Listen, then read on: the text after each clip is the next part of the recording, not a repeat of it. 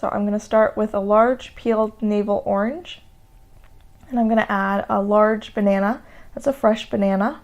I'm going to also add a cup of frozen blueberries.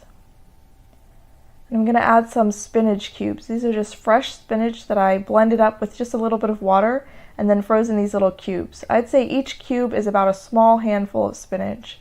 I'm just going to put 2 in, kind of working my way up to adding greens to my smoothies. And just blend that. I'm not adding any additional liquid. There's plenty of liquid in that big juicy orange.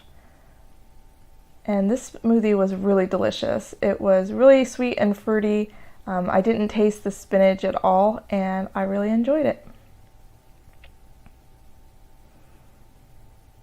The next smoothie is a tropical mango coconut smoothie. I'm using the flesh of 1 large mango. I'm also going to add some coconut cream. This is different than coconut milk. It's really thick. So I'm going to add a tablespoon of that just to make it extra creamy. Then I'm going to add a cup of ice cold coconut milk. That's out of a can. And then blend that up. I did end up putting a squirt of lime in, and it made it taste so delicious. And this is really thick and creamy. Between the coconut cream and just the fiber from the mango, it was really thick and creamy, even though I didn't add any frozen or ice cubes. The next one is a decadent treat, and I wanted to make a milkshake. So I made sort of a milkshake smoothie. I added about a cup of homemade almond milk, and then I have this dairy-free ice cream. If you're not following a dairy-free diet, you could use regular milk and regular vanilla ice cream. I'm going to go ahead and scoop some ice cream into the blender with the milk. So this is a thinner sort of smoothie version. So I used a cup of almond milk and probably about a half a cup of the vanilla ice cream. And I also have a very generous cup, probably closer to a cup and a half or 2 cups of fresh strawberries. Frozen strawberries probably would have worked better since I'm trying to keep this nice and cold and thick, but it was really delicious. And you can see how thin it is, and it pours really nicely. This was really good. I made it again, trying to make it a little bit thicker and more like a milkshake. So I just sort of inverted the proportion. So I had a cup of ice cream and half a cup of almond milk, and it made a much thicker milkshake, as you can see here. Still very delicious. I used the same cup and a half of fresh strawberries, and it was nice and thick, and you could stick the straw straight down the middle and it held it up, so that's how thick it was. The next smoothie is a pina colada inspired smoothie.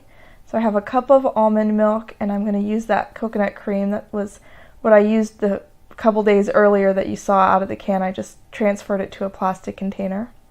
So this time I'm going to use 2 tablespoons of the coconut cream, and then I have frozen pineapple tidbits. You could use fresh or frozen as well, or fresh or canned as well.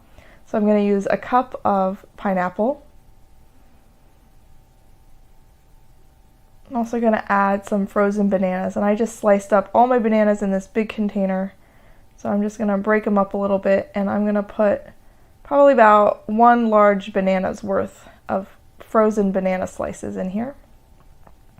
And then to make it extra frosty, I'm going to just add a few ice cubes. And then blend that all up. And this was really good too. I had to let it melt a little bit between the frozen fruit and the ice cubes. It was a little thick, so I let it sit and then poured it, and I topped it with some unsweetened coconut, and it was delicious. This next one is a recipe that I found online. I will link it down below, but it's for a shamrock shake, and it's dairy-free the way I'm making it. So start with a cup of homemade almond milk, and then I'm going to add probably about 2 bananas worth of frozen banana slices.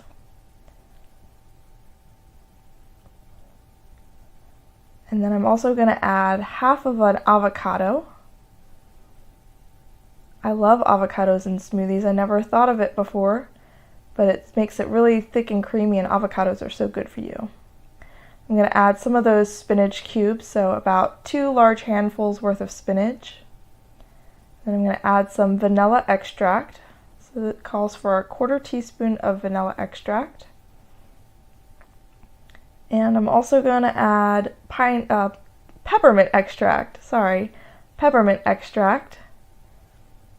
And it's just an 1/8 of a teaspoon. So I'm just using my 1/4 teaspoon, filling it halfway. I did up the peppermint extract because I love peppermint. So after I blended it up, I added more peppermint, and it ended up tasting kind of like toothpaste. So it tasted good before I added more. So make sure you follow the recipe. Then to sweeten it up a little bit, I'm adding a tablespoon of maple syrup. And then just blend that all up. And between the spinach and the avocado, it turned out this beautiful green shade. And you know how avocados turn brown as they sit out. So if you make this, make sure you drink it right away because it will start to turn a little bit brown. But I really loved the color straight out of the blender. And this was one of my favorite recipes that I tried. It's really good. The last recipe is sort of a juice. So this isn't a smoothie, it's more of a juice.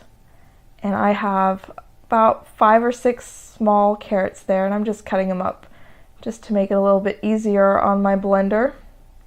And I also have a small raw beet that I peeled and just chopped it up. And then I'm going to add a quart of ice water. I like this juice really chilled, so you can either make it ahead of time and store it in the refrigerator, or I usually just add a few ice cubes to the water. And you can add as much or as little water as you want. If you add too little water, I feel like the beet flavor is a little overwhelming, and I thought a quart was perfect for what I wanted.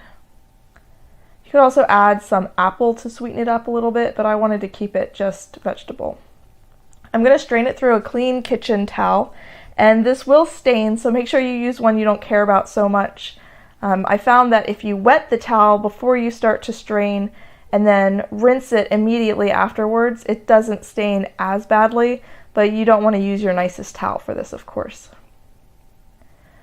So then you just kind of gather up the sides, making sure that you don't dump the juice out.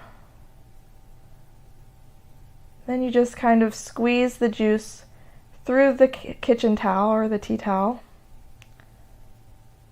And you want to squeeze it gently at first, but once you get most of the juice out, you want to squeeze it nice and tight.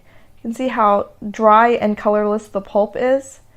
That's how I know that most of the nutrition is in my juice and not left behind in the pulp.